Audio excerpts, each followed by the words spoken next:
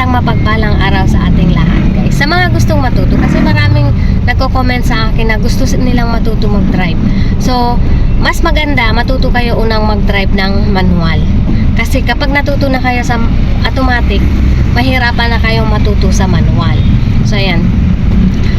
Unang-una, pag may mga sasakyan kayong pwedeng magamit sa bahay, at saka may mga kakilala kayong mayroong mga sasakyan, kung mabait sila or kung free yung sasakyan nila, pwede nyong gamitin yon.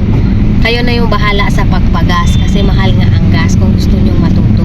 Number 1 talaga ay gas ang kailangan, diba? Pag gusto nating matuto, pag may mga kilala, kaibigan tayo na mayroong sasakyan na libre naman nilang or pwede nilang maipagamit or free sila na magpagamit ng sasakyan, ay pwede kayong mag-train doon, mag-practice araw-araw. Una nyong practicein kung saan gagamitin itong gear, paano nyo gagrake, at saka yung gasolindador. Ngayon, pag natutunan nyo na yan, paano nyo galawin ang mga ito, paano nyo gamitin itong manubela, paano kayo marunong magtimon, saan nyo gagamitin itong mga ito, at saka ito dito sa kabila, yan.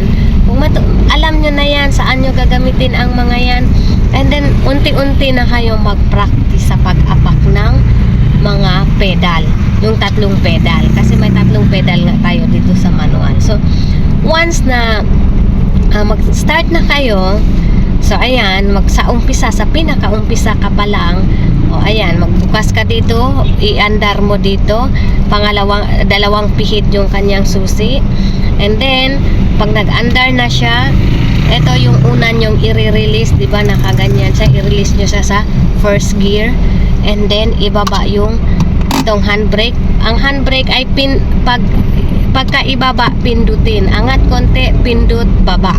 Ito ang handbrake. Oh. Ito yung hawak ko na to. Yan ang handbrake. Ito naman yung gear. Ayan, ipa-neutral ko muna to. And then, ito yung handbrake. Ayan, pag titigil ka, iangat mo lang pag tumigil ka. Then, pag mag-i-start ka na, nakikita nyo na to. Yun, yan, oh. Yan, pindutin mo yan. Pindut. Pero nakaangat na yung konti, ha. Huwag mong pindutin na hindi mo siya iangat konti. Pindut, ay angat konti. Then, pindut, baba. Yan yung handbrake niya.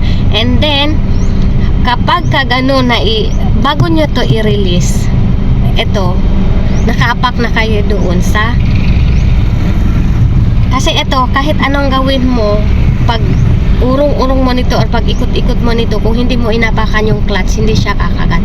So, kailangan i-release nyo to. Bago mo i-release to, yung paas, yung kaliwang paa mo ay nakaapak na sa clutch. Then, naka-ano na yan, naka-release na yan, at saka nakaapak ka na rin sa ito, apak ka na rin sa brake. And then ngayon, ang una mong bibitawan, ngayon nakaapak na yung paa mo sa clutch at saka brake. Yan, dalawang paa mo nakaapak na yan. Yung kanan nakaapak na sa yung kaliwa nakaapak na sa clutch, yung kanan mo ay nakaapak na sa brake. Ngayon, unti-unti mong iangat yung clutch mo. Yung clutch, kaliwang paa.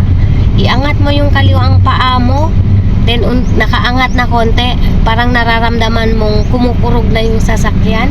Then, tanggalin mo na yung paa mo sa may brake and then ipunta mo na siya sa gas. Unti-unti mo nang apakan yung gas kapag ka kumukurog na yung ating sasakyan. So, ganun lang siya. Ganun yung mga basic na dapat nating matutunan. And then doon na, start mo nang patakbuhin ng unti-unti. Pag natuto ka na, saka ka na mag-change ng gear mo, magpalit first gear, kasi ito hanggang 5 eh. First, second, third, fourth, fifth. Yung fifth niya kasi, halimbawa, nasa gitna, yung fifth gear mo, itulak mo muna siyang pakanan, then pataas. Parang sa brake, ay sa burst din, reverse din, sa atras niya, itulak mo muna siyang pakanan, then paatras. Yan. Ganyan siya. So, ganun lang ka, siyempre, sabihin madali kapag marunong ka na, pero sa beginner, ako kasi noong una, alam nyo ba noong una, ang limit ko lang na matutunan ang pagdadrive ay 7 days. Sabi ko nung magsa 7 days na hindi pa rin ako marunong. Tapos sabi naman ng nagtuturo sa akin, kunin mo ang susi, mag-aral ka. Sabi ko,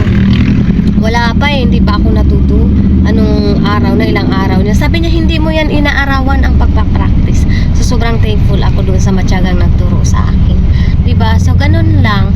Yun lang yung aking share for today. Thank you for watching. Hopefully na nakapulot kayo ng aral sa ating munting sharing for today.